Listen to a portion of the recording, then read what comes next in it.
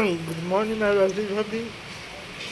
मैं उम्मीद करता हूँ कि आप सब लोग ठीक होंगे और हमें कभी खुदावन की बरकत पालन है सब लोग ठीक है। तो हम तो मैं तो आप लोगों को तो पता कि मेरा नया चैनल है और मुझे पता था आप लोग तो अपने प्यारे से भाई कितने फायदा ठीक है। तो एक छोटी सी वीडियो बनाओ तो मैं उम्मीद नहीं करता था हम लोग इस वीडियो को भी फुल वॉच करें। तो मैंने मैंने अपने बाल कटवा दिए ठीक है ना। तो गर्मी की बात है, गर्मी बहुत है कराची में। तो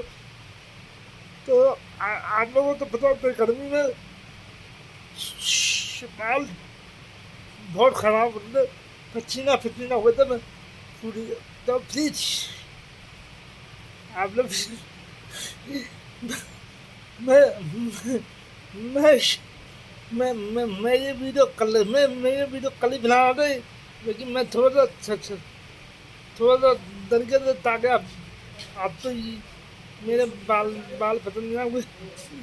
तो प्लीज़ आप वीडियो को फुल वॉच करें, लाइक पर शेयर करें और अपने भाई विक्की विक्की विक्की भाई भी सपोर्ट करना।